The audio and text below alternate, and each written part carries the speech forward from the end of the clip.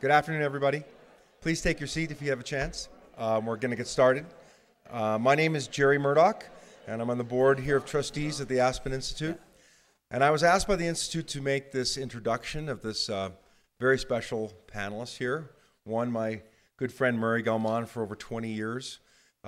Needs no real introduction as a Nobel Laureate and someone who's done phenomenal work in so many areas of science, and also a co-founder of the Santa Fe Institute.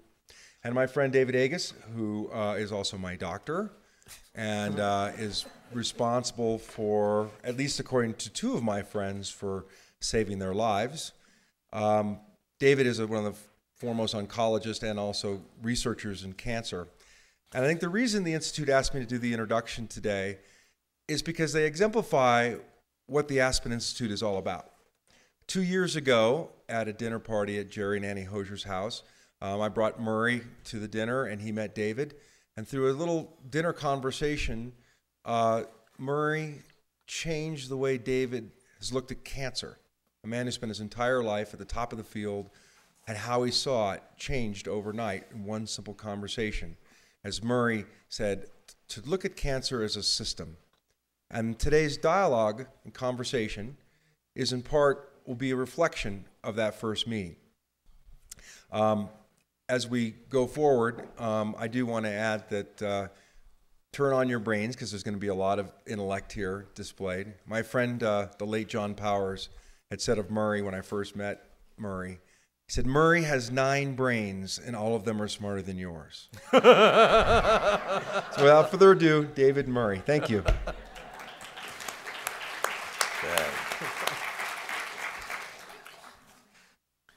Thanks very much, Jerry, I guess.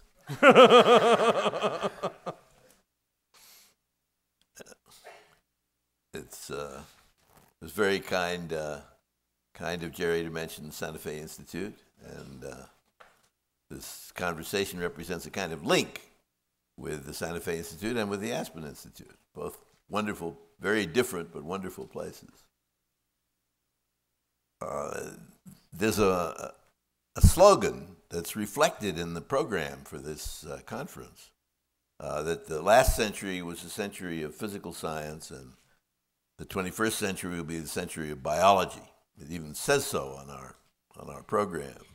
I don't think that's really the best way to look at it. I think that the 21st century will be, and has to be, the century of the unity of the sciences. And at Santa Fe Institute, we really try to live by that motto. People form little groups to work on problems. The groups are composed of people trained in all kinds of different ways, very different disciplines, but all curious about some issue. And they work on it. At least one of the people should know something about the problem. But the others can bring just their different attitudes and their different ways of thinking from their various fields and so on. It seems to work extremely well. We call it transdisciplinary. Anyway, as you heard from Jerry, my brilliant medical colleague and I started thinking about this, and I lost track of what became of it, but it turned into a real project. But not just led by us, but by Danny Hillis as well, who was trained in physical science and became a designer of computers. Very smart fellow. And according to the Aspen Times, we got a grant of $500 million for our work on this. We just got to figure out where to collect it. That was the Aspen Times. They have a little problem with billions and millions.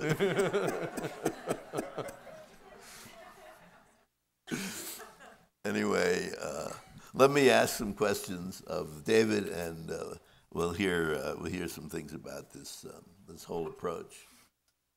Complex systems treated with a systems approach are just what we do in Santa Fe, and that's what one does in this project. And to start with, I think you might want to talk about the state of the human body, the way you guys have defined it. includes Sure. a huge number of different things about what's going on in the body. I love it, you guys. It's like we're the evil empire here. You know, historically, when we treat disease, we use the technology we have to quantitate it, right? If you had a cancer, we do a three-dimensional representation of an X-ray, which is a CAT scan, and we say it's 2 by 4 centimeters. It has nothing to do with the state of your body. And so if you think about it, what you'd want is, you don't care if something is 2 centimeters or 3 centimeters or 10. You care whether you're healthy or not. The problem is, historically, we've only been able to measure a couple finite things. Your blood count, your sodium, your cholesterol, and it's an artifact of where technology will go. You know, all of a sudden, it's cheap to measure vitamin D levels. So I bet you a third of you in the audience have had your vitamin D done over the last year, and all of you have come back borderline normal. I guarantee you. It begs the question, what is normal? Remember, in this country, we haven't had rickets, which is a deficiency of vitamin D, since the country was formed in 1776. So the fact that any of you are going on vitamin D supplementation is just archaic if you really think about it. In fact, there's a beautiful article in a journal called JAMA, Journal of American Medical Association, last week that said if you take weekly vitamin D, your risk of fracture is twofold elevated. Part of it is that you have to think of the body as a network. And when you measure one node on a network, it's somewhat irrelevant, right? Because if your vitamin D is a little bit lower, maybe you got a really good binding receptor. Maybe you have a couple of elements downstream that are upregulated, so you don't need that high of vitamin D level. And when you measure one node of a network, you get the wrong answer. You get misled. And unfortunately, that's a lot of what we've done. So we're trying, Murray, myself, Danny, and others are trying to measure the state. The technology we use is called proteomics. We take a drop of blood, put it through a superconducting magnet, and we get a 60 gigabyte picture of all the proteins in the blood. So for the first time, we can actually see the state, and we can start to correlate that with outcomes and get a better understanding instead of a reductionist view of the world, which is what we've done in my field historically. And not only the proteome. The proteome is their nickname for this, the concentrations of all the different kinds of proteins in the blood. But they've got a whole bunch of these things. The genome, of course, sequencing the DNA. The metabolome, that is the metabolic activity of the various organs. The microbiome, the bacteria you've got in the gut. The different kinds and how many of each kind.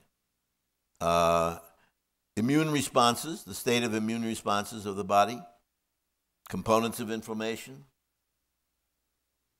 How am I doing? You do pretty well. Oh, okay. I'm scared. With that introduction, I keep thinking, which brain is asking me this question?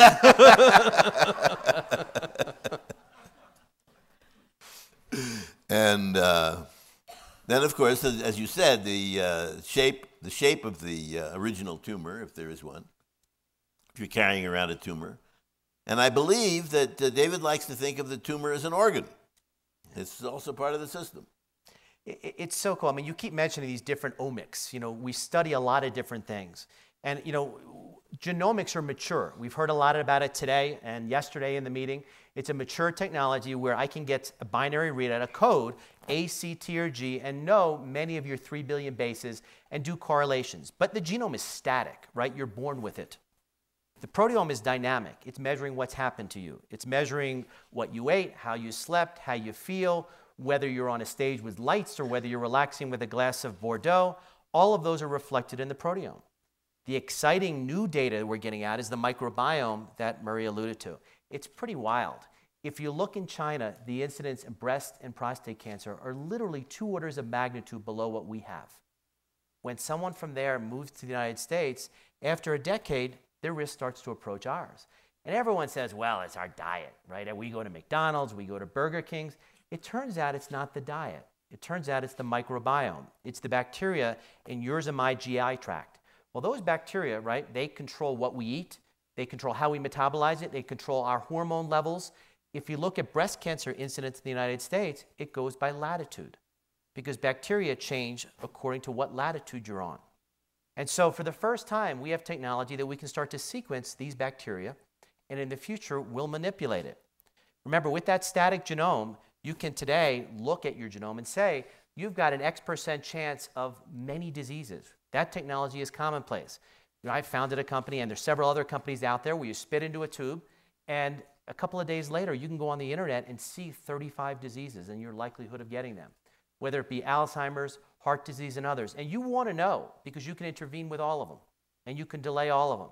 And manipulating the microbiome will be one of the ways we do it going forward. These measurements are on 3 scales, apparently. The cellular level, the organ level, and the level of the whole body. So you have systems within the system. And that's very characteristic of systems thinking. You usually have to think of a hierarchy of systems, and in this case, that happens as well. They try to make a mathematical model. At the same time that they're dealing with actual live human patients, they're also dealing with a mathematical model that tries to imitate what's going on. But as you've heard, it's extremely complex. And if it's so complex, there's no chance of having any success with just recording at the level at which you can measure it, every single thing we're talking about. It's too much. You couldn't possibly utilize in a model all those data. So the crucial element in thinking about it is what we call in physics coarse graining, or what some people call granularity. That is, which variables do you treat in detail and which variables do you integrate over, do you average over? And that's a real trick. So let me ask David to comment on that, how he does that. Murray taught me a lot, especially on the coarse graining component. Historically we've been reductionists, right? I sequence your whole genome and I could start to see what the DNA is. The problem is the average cancer, if you take cancer as an example, has 110 mutations. So there's no way that we can comprehend that. Maybe one of his 7 brains can, but the rest of us can't. This theme is going to keep going, by the way. I like it. I'm leaving. But the rest of us can't. And so, we with collaborators, we had a paper out a couple of months ago where if you take the shape of the cancer, just that shape, well, that shape represents the blood supply, it represents the nutrients, the rate of growth, it represents where the cancer is. All of those come out in a downstream mediator, the shape. So we can develop a coarse grain, if you will, of something downstream rather than knowing all the upstream events. My field has been screwed up, and I'm just as guilty as everybody else. We keep trying to understand cancer. Engineers try to control systems and control complex emergent systems they don't always understand. Remember Galileo, one of Murray's old friends. Right. Would go out every night. He was in my dad's time.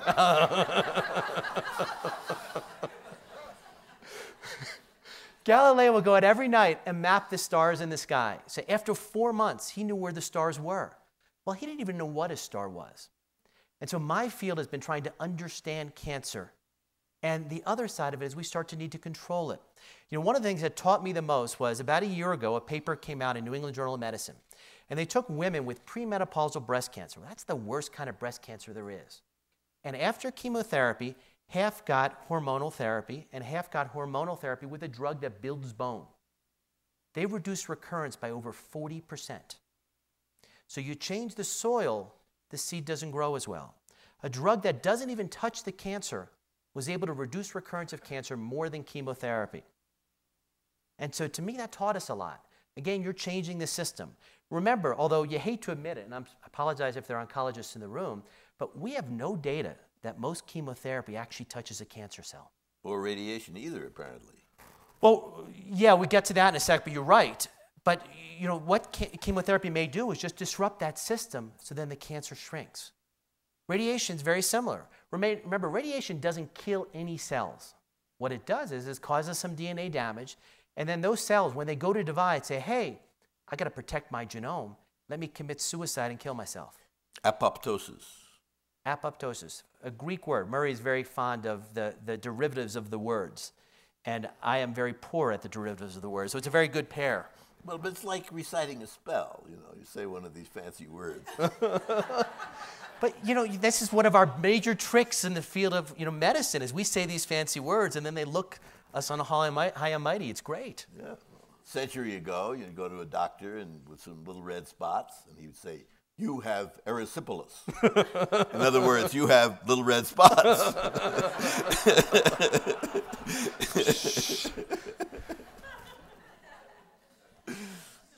Yes. Well.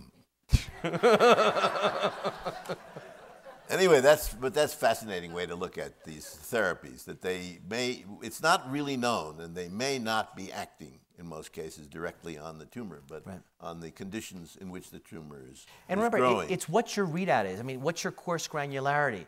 If you're a cancer patient, you have a 2-centimeter cancer, and I give you a drug, and you come back to me 3 months later, and it's 3 centimeters, did that drug work? Would your cancer have been 10 centimeters? And so our metric now, which again is just X-rays going through a tumor, which is what a CAT scan is 100 years old, and it hasn't changed. And so my answer as a doctor is I have no freaking idea if these drugs are working most of the time. And that's a major problem. You know, from Murray, from the math side, my victory is if I get a cancer to shrink 50%. Well, that's not even an order of magnitude. And mathematicians laugh at us when we say that.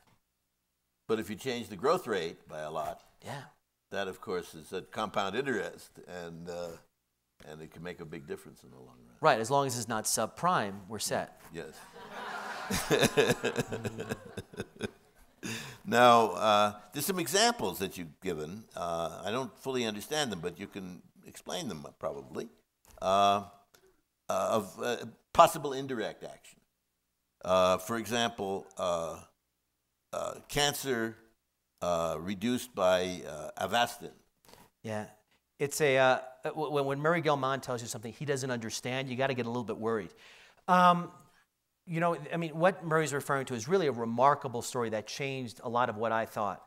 And, you know, it comes from a foundation, Accelerate Brain Cancer Cure, that John Doerr is a, major supporter of. And it was a call from a doctor in Galveston, Texas, several years ago.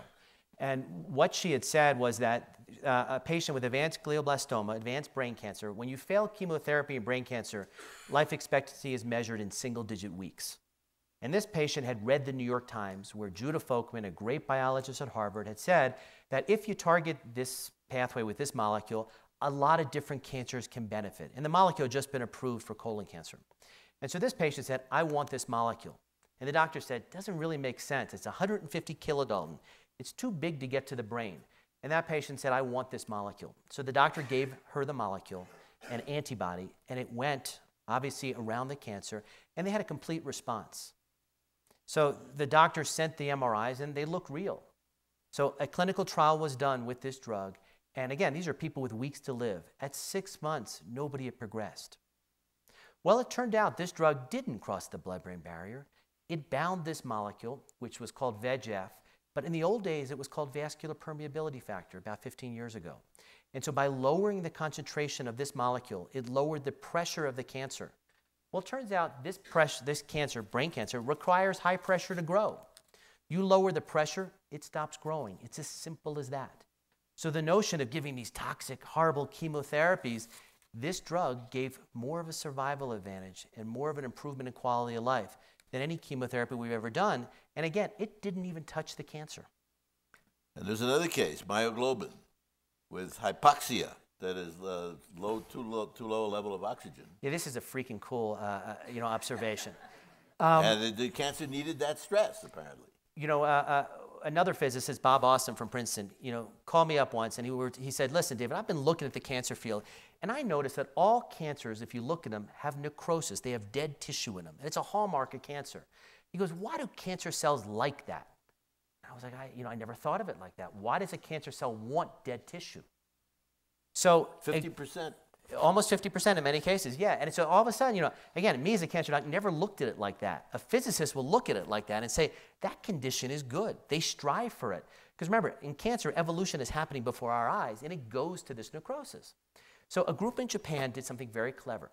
They took myoglobin, which is the gene in our red cells that binds oxygen.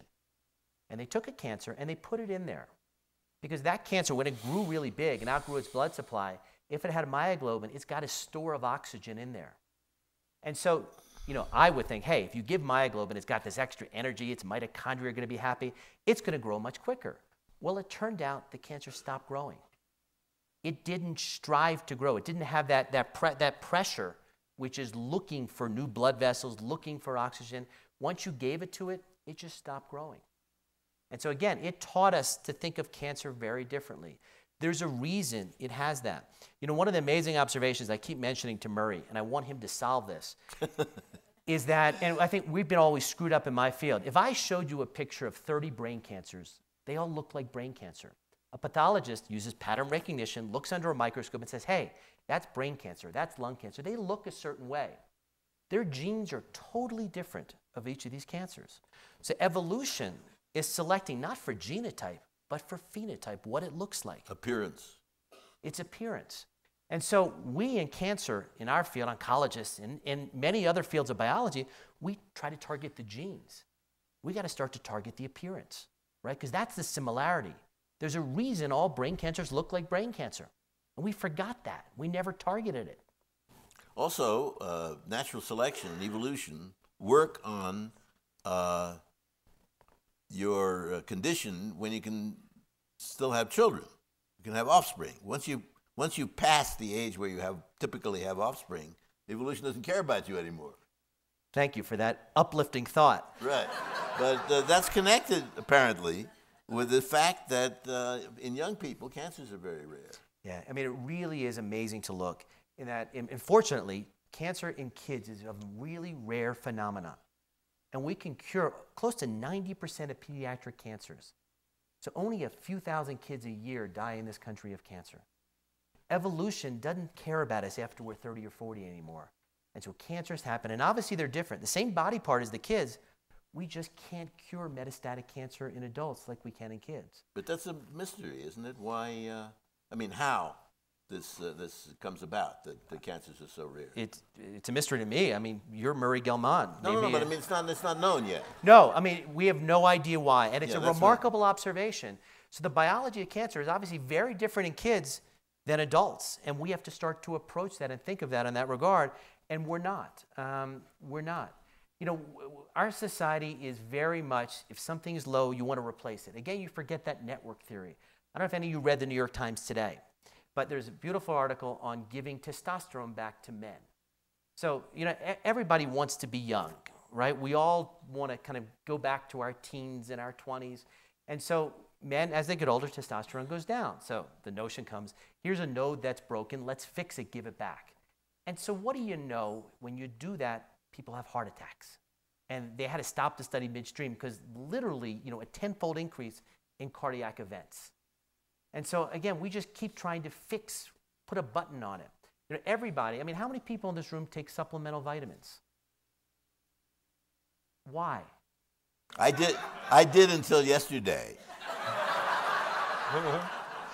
I'll tell you, I went to Murray's house last night, and first of all, I saved him $500 a month. Second of all, his suitcase is going to weigh half of what it was when he came to Aspen. We haven't had vitamin deficiency in this country in decades. If you look at, and this is an amazing figures, if you start to look at all of the studies done with more than 1,000 people in vitamins, every single one of them has an increased incidence of cancer. Some statistical, some non-statistical. Right? So all a vitamin is something the body can't synthesize. And a lot of them are these antioxidants. Well, it turns out your body likes to make free radicals to attack bad damaged cells. You block that by taking all these weird vitamins, you block a physiologic process. Again, you've disturbed that network, that complex system, in a way we just don't understand. And there's a problem with it. There's something to real food. And obviously, you know, we like to have it in pill form. You know, the new trend is everyone is taking fish oil capsules. 1 4-ounce serving of salmon, how many fish oil capsules does that equal? 33. If you're a fisherman... Wild-caught salmon. Wild-caught salmon. If you're a fisherman, you have a beautiful fish, you sell it to the seafood store for $25 a pound. You get an ugly-looking, weird-looking fish, you give it to that fish oil company for $3 a pound. Which do you want to eat? Then there's another indirect phenomenon. I found it fascinating, and even though I don't follow it completely, but people get a lot of radiation, as you know, for cancer, and often the cancer appears to go away, but of course it may recur. But when it recurs, apparently, it doesn't recur where the most radiation was. It recurs somewhere around the edges. So that's perhaps an indication that there also we're dealing with an indirect effect instead of a direct one. We were stupid for so long. Back 30, 40 years ago, when we radiated patients for breast cancer, prostate cancer, pancreatic cancer, we did these big fields because we didn't have the technology to do conformal radiation. So when you radiate like this with this square, when the patient recurred a decade later, they recurred all over the body except here. They would have this blank slate, exactly the radiation field, sometimes 15 years later. And so that was a clue again, staring us in the face, that you change that soil, the seed won't grow. And literally none of us, the thousands of doctors in the field, observed it. We didn't take that clue. We didn't look at the whole system and say, hey, yeah, there's something there. Instead, it took that trial in breast cancer and 30 years later to make that observation.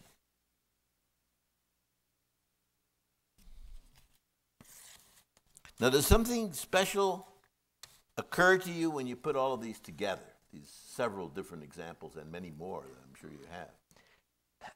It occurs to us is that we're doing things wrong. The death rate from cancer from 1950 to 2001 didn't change. So we were no better over 5 decades at treating cancer. Well, there are little wins here and there, right? You have chronic myelogenous leukemia with a pill that can have a major impact, but that's a very small cancer. But the big cancers we didn't touch. And so it tells us we've been doing something wrong. And you would think we would take a notice and say, hey, listen, we've treated several million patients over these 50 years. Shouldn't we change things? But we really didn't.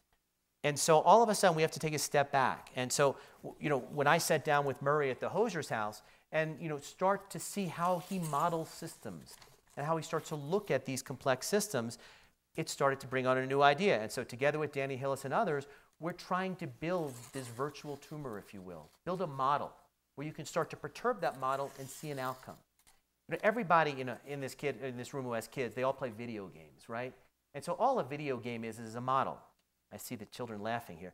And so, what you're doing is you're playing out various simulations, you're putting the data in, and that gamer is sitting there playing out, what if I do this? What if I do this? What if I do this? And over time, they hopefully can defeat the enemy. Wouldn't it be neat if we could put all these pieces of data, these simulations together and play the equivalent of a video game? And over time, through all this distributed computing, start to attack it and say, what if I mutated this gene? What would happen? What if I changed this system? What would happen? We don't do that in our field. We just throw in a drug and see what happens. We're all aware of, the hero of Aspen, Lance Armstrong, right? Lance Armstrong in 1997 was told, you've got a deadly cancer. Go home to Plano, Texas. It's not even worth getting chemotherapy. Testicular cancer. Testicular cancer, a non-seminomatous germ cell cancer in the brain, the lung, and the liver. And this hero went to a clinical trial in Indianapolis, and he got a drug, and a year and a half later won his first of 7 Tour de France's. I today can't tell you how that drug works.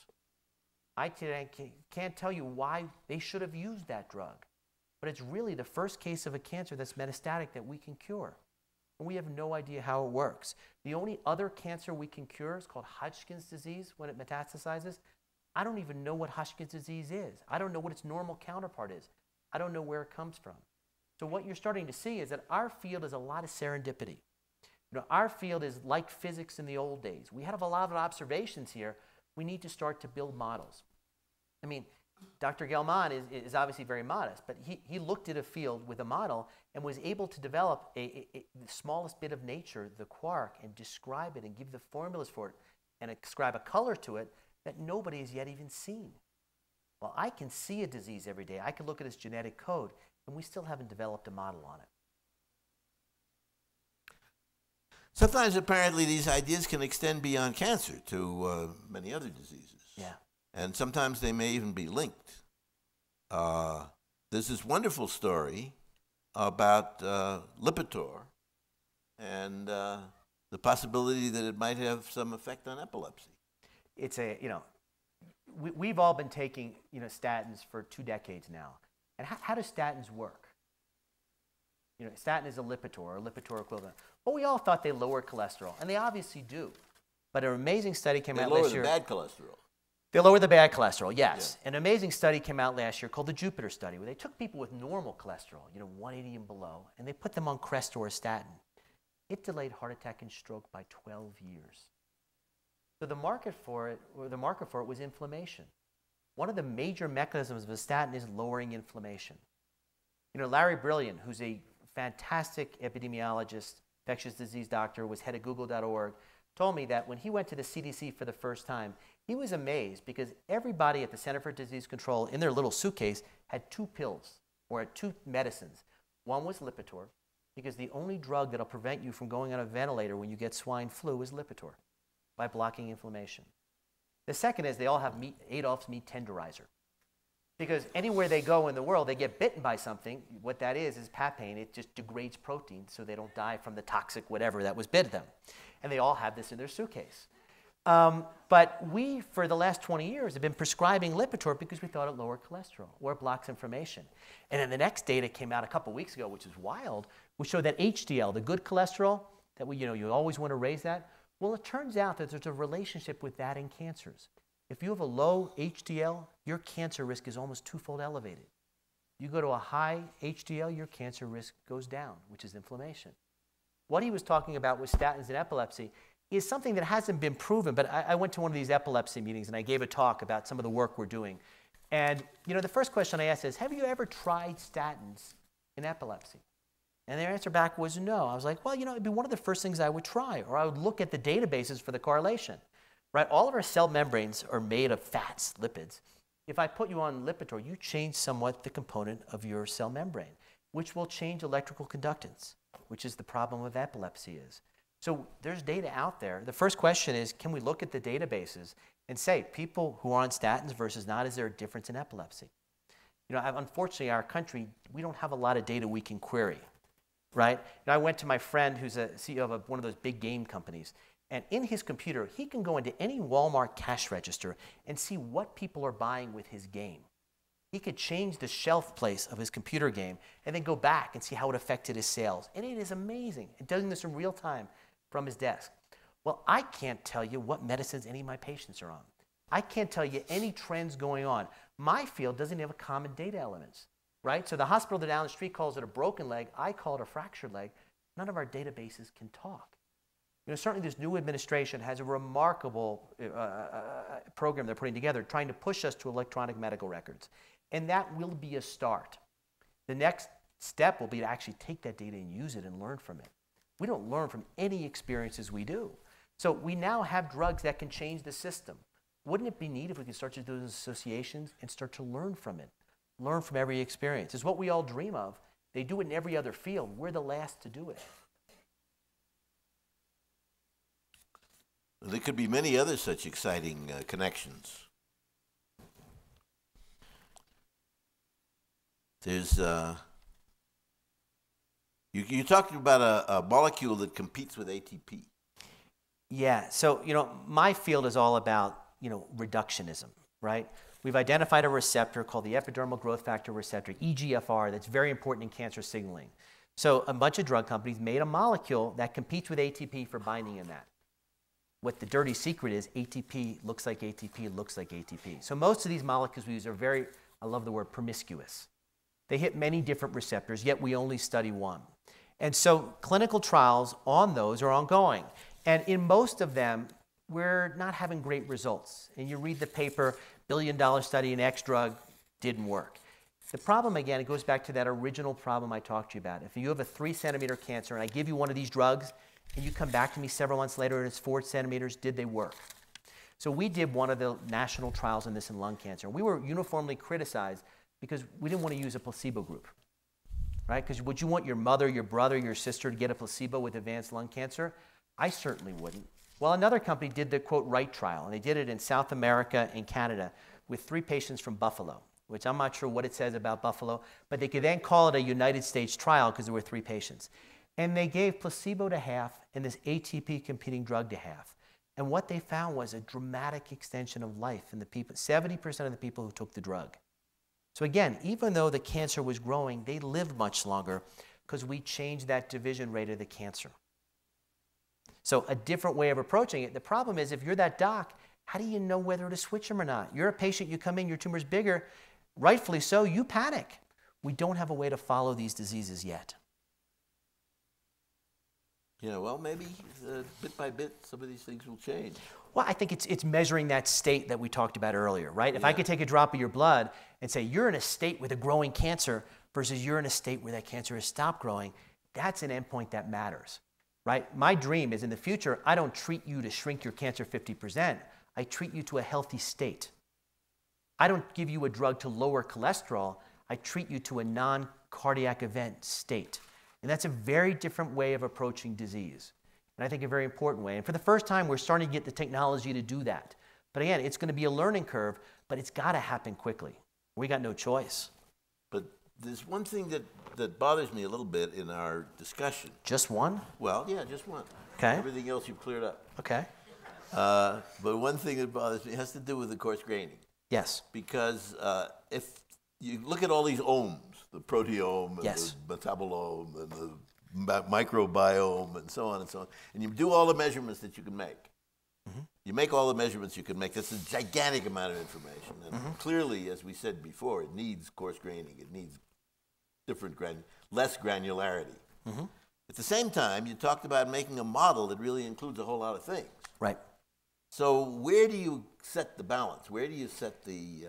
I think, historically, coarse graining has relied on what technology we've used to analyze things. And the problem is a lot of it is misunderstood. The biggest problem, one of the big problems in my field, is that the technologists and the people seeing the disease never talk, right? So we did the Cancer Genome Atlas. So the government spent $250 million to look at the genome of certain cancers. And so they paid $26 million to the 4 best cancer centers to give them brain cancer for the first study. They then went and they audited the samples to see what was any good. What percent passed quality control? 3%. You're good. 3%. And so this is, I saw you holding up 3 fingers. I got this is the, this is the best centers collecting tissue the best way. 97% is meaningless. So the problem is much of what is in the literature, of which we're basing our coarse graining on, isn't real. And so what we need to start to do now is with this new technology, and this new technology is wild what we can do, is to start to actually develop new kinds of coarse graining. And so again, we've always been reductionist. Our coarse graining has been to the gene level, has been to the individual nucleotide level. But taking it a step the other direction, I think, is going to be paramount. We talked before about whether it be the cancer shape. Well, think about it. When you're sick, right, how do I know you're sick? I take your temperature, and it's above 98.5. So if you came into my office and I said, what's your average temperature over a month? You tell me 98.5. I don't know that one day that you hit 101, right? So there's a time component to looking at these measurements also. But if you think about it, when you're sick, the day before you're sick, you feel a little bit down, right? You know somehow that you're going to be sick. My field doesn't have a metric to pick that up.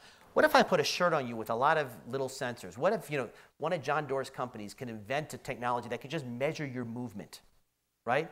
The day before, I could say, hey, listen, this person's movement is going a little bit down.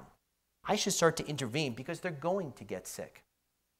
Larry Brilliant, that same Google.org person I told you about before, did an amazing study. He took the words you would search if you had flu. Tylenol, fever, chills, took those 20-something words, and then he looked in the Google database when those words would spike.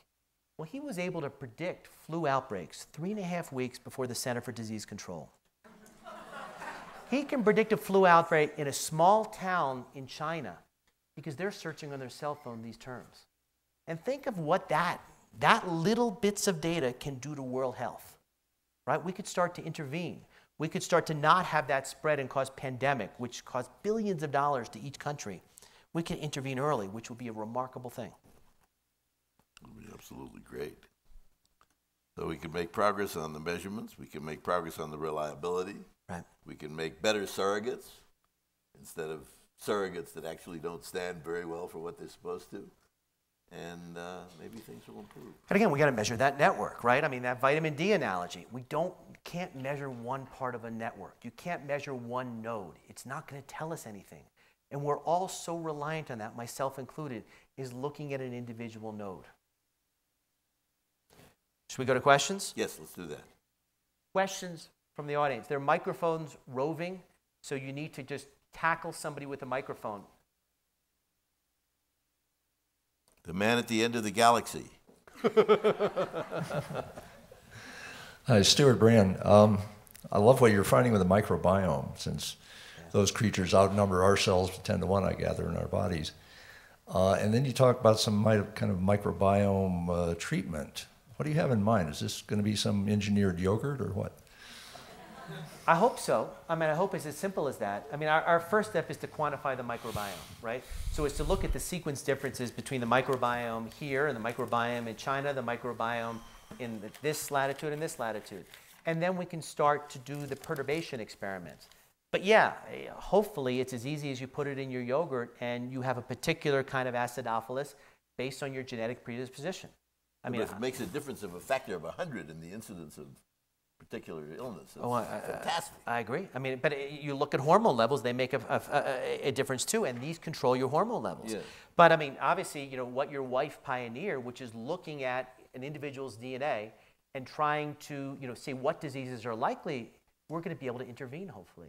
You know, if a woman has 3 glasses of alcohol a night, she lowers her risk of heart disease, but she raises her risk of breast cancer. And so, while it's an out there example, you need to start to optimize for you as an individual. And with these new technologies, we'll be able to do that because we treat everybody the same, right, in our country. Everybody is told at age 50, get a colonoscopy. Yet what do you say to the 3,400 people last year who died of colon cancer under the age of 50? Well, you didn't meet the cost-benefit curves. Going forward, we're going to say, listen, your genetics say you're likely to get colonic polyps, so you should have colonoscopy early, and we can totally prevent this disease, which we should.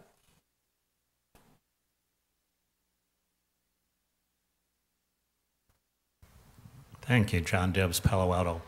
I'm involved in a company with my brother's research where he's shrunk all solid tumors in mice. So you're telling me that's not the way to go because now we're in the process of humanizing it. Oh, no. I mean, if you could shrink all tumors, you know, he's my hero. I'd love to shrink all tumors. I just can't do it. You know, doing things in mice is a fantastic step. But, you know, remember, in a period of 10 days, a tumor goes from injecting it to a mouse to being 25 to 30% of the mass of that animal. So a tremendous growth rate. It requires so much nutrition that if you give an animal a drug that makes them a little bit nauseous, you can slow growth rate by 70% in those because they require so much to grow so big. So to take that step from mice to humans is enormous. I hope to God it works because believe me, we need it. So that's what people said. Until you get it into humans, you really can't tell how I wish we realistic had better models, but no, we can't tell. Thank you.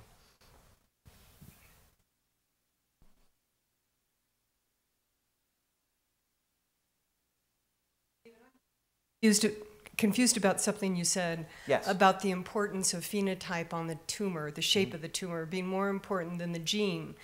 I've been hearing for so long, or not so long, I'm sorry, for the last year, the importance of the BRAF, the KRAS, that it's more important than the site, lung cancer, colon cancer. It seems really contradictory. Can you explain that? Yeah, I mean, it's a great question. So what she's saying is that I said earlier that all cancers look alike. And so evolution is selecting out for phenotype what they look like. All cancers of a different organ. Of different organ look alike. And Yeah. so therefore evolution is selecting out for how they look. And instead of, it doesn't care whether this gene is that gene's on. You know, there are 35 or 100 ways to get to look like a brain cancer. So each of them have different underlying genetics. What you're referring to is response to a drug. So if you're going to target, the example you made is KRAS is a beautiful example. So EGFR is here and KRAS is here. When it's turned on, there's no reason to target here. So in Europe, Amgen, which is a biotechnology company, was fourth to market with a drug that hit this molecule up here. And the European FDA, which is different than ours, takes costs into account, said, we don't need another one, we're going to turn it down. They went back to their sample sets and they took out the people who had this molecule, RAS, turned on, and they increased the response rate thereby. And 59 days later, they got approval. So in terms of response to a drug, I think I agree with you. I think it does matter some of the nodes which are turned on that we want to target. But I think of an evolution of the cancer, I think it's going to be more a phenotypic. Yes.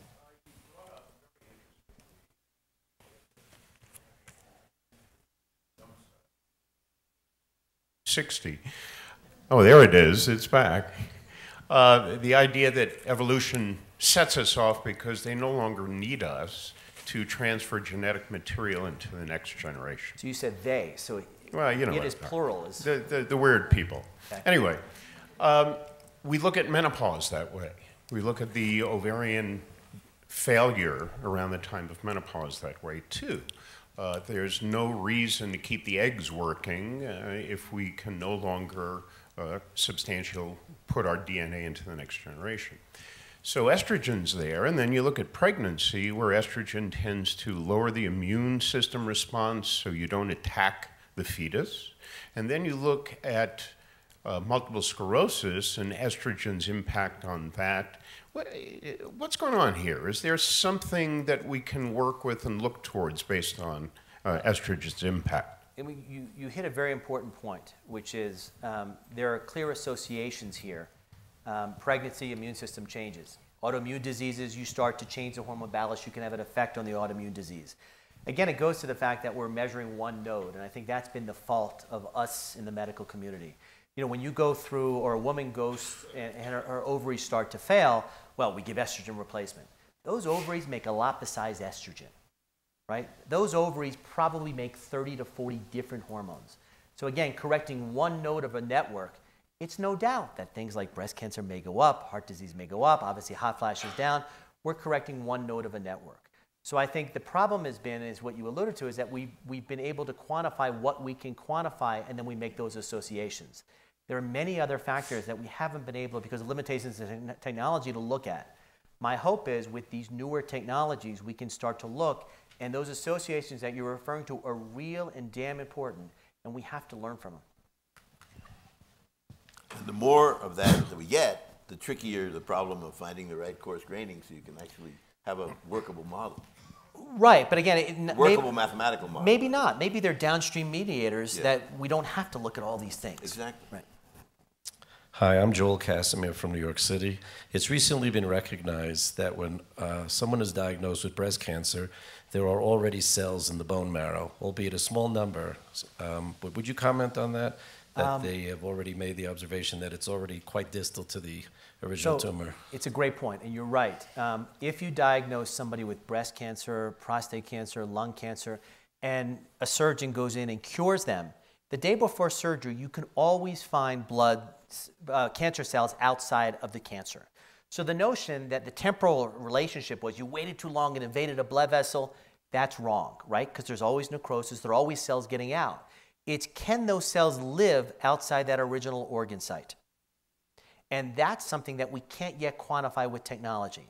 So the reason that breast cancer will recur in one woman and not another, and they both have cells in the bone marrow, is that the genes of that one cancer were differentiated enough that allowed it to live in another tissue.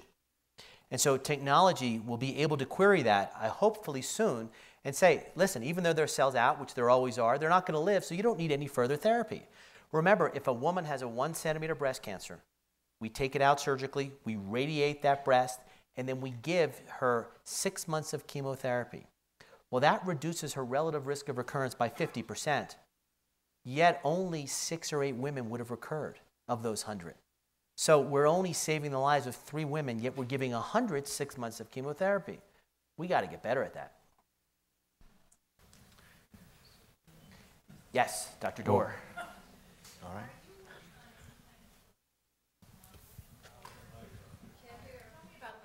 So the question Anne asked is, are we working on open source modeling? And the answer is yes. Every bit of software we do goes into open source. Every bit of information goes into open source.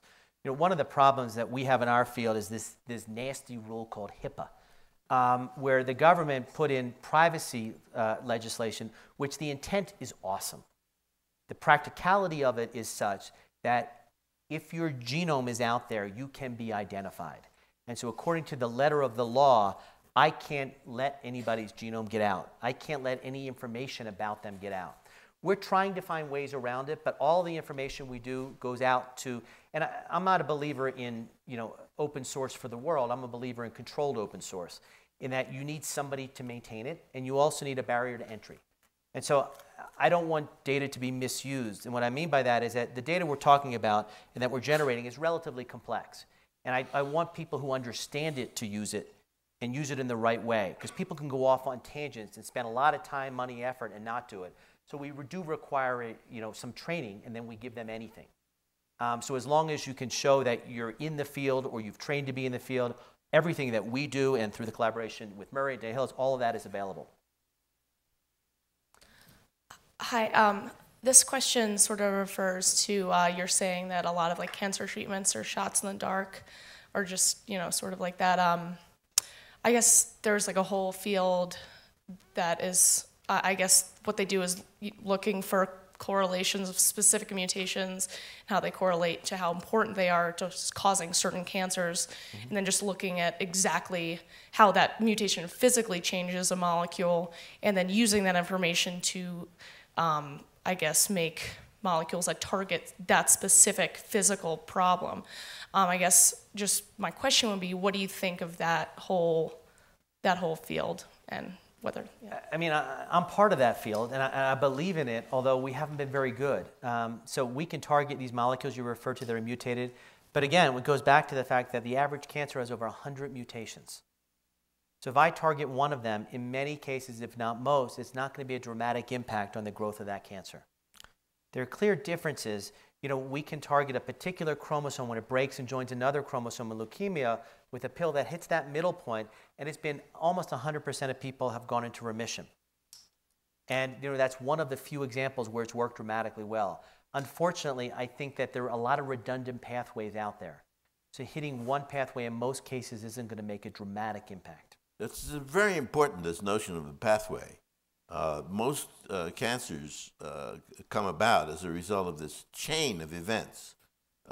A mutation, and then another mutation, and then another mutation, and so on. And apparently, as David explains, it's not the individual microscopically described mutations that matter, but in each case, a whole class of changes. There's a class of changes, and then another class of changes, and then another class of changes. That whole thing constitutes a pathway. Mm-hmm. And then there are several pathways for getting maybe a handful for getting a particular kind of cancer in a particular organ. The data came out in brain cancer, the first cancer in the cancer genome, and at first we were all depressed. I mean, we're all sitting there with a beer and saying, this isn't going to mean anything. We have so many mutations, 100 per cancer. And then we started to look, and every brain cancer we looked at, had one of 4 pathways mutated. So all of a sudden there's a commonality there. And we can only do that when we take that step back and start to look. Again, our understanding of pathways now is somewhat cursory. It's from what we can find. We're going to get much more refined in understanding those pathways going forward. Yeah? Could you just comment on the status of nanotechnology as it applies to this field? So I have one of the National Cancer Institute's nanotechnology centers. And nanotechnology means that you're working on something small. So it's the greatest field in the world to get a grant for, because all you have to say is, what I'm working on is very small, and then you're eligible. And I'm just being somewhat facetious here. But it's been a tremendous advance to the cancer world, in that we're getting engineers, we're getting people who have not thought about cancer, who have thought about microprocessors and microchips to start to make things to help us. We work with a guy named Sean Wang at Stanford, and on a small chip, he can measure 128 analytes in one time. So instead of me just, measuring one measurement and saying, did your cholesterol go up or down, I can dynamically measure 128 things at once. And so that's where things are going to go. We talked about X-rays as imaging. Well, there's small nanoparticles now that we can actually image a lot better than just passing an X-ray through our body. And so nanotechnologies is one of many fields where the engineering and technology world are hopefully coming to help us and save us to get new ways to treat these diseases. I think I can address that. I'm a medical imaging specialist. Sure. And work at a major cancer center in the Northwest. But we've been talking about the shape of tumors, but as you know, we're moving considerably beyond just looking at the shape. We can inject radio tracers and see, is there glucose metabolism in your tumor? We can inject just the iodine contrast agents that we use for CAT scans and measure the perfusion, the blood volume, the permeability surface of these tumors. So I think in the very near future, we won't just be measuring things, but rather commenting on their biologic activity. So that's hopeful. What's not hopeful is, as a surrogate marker, okay, so size, we measure size and say you're either responding or not responding. As a surrogate marker, I think the performance of these tests hasn't necessarily been that much better to this point. Are you optimistic that we're going to be able to help you, or pessimistic? I think if you're willing to get out of the box with us, I think I'm very optimistic. I met a guy named Scott Manalis from MIT about a year ago. Scott developed a nanocantilever, where basically a microfluidic channel on a chip, and he can, for the first time ever, measure the volume of a cell. You say, who cares? Well, I can flow any different drug I want over that cell and see how it changes. And so there are new technologies that will hopefully make us advance. The other side of it is we become very dependent on technologies. You mentioned glucose metabolism, PET scanning. So PET scanning has become a very hot, sexy thing to use for cancers. And again, it, in most cases, hasn't really changed how we deal with the cancers. So one of the first questions you always have to ask with a technology is, what's the problem you're solving? And I see this over and over again. Someone develops a technology that is elegant to beat the band, but they're not answering a question. And so the first is, start with an individual question. In lung cancer, I want to know, when I give a drug and I turn off a receptor and the cancer grows slower, how do I measure that? And then we can optimize the technology for that question. And so all too often we go the other direction. It's just develop these beautiful technologies, and they eventually fail because we haven't addressed them to a question. Yes. Oh, last question. I just got the, oh, no. One more question.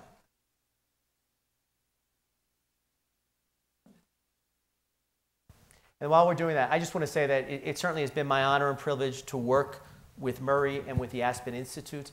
And this Aspen Institute, for what it did for me 2 years ago in my research, and hopefully my patients will benefit, I have to give sincere thanks.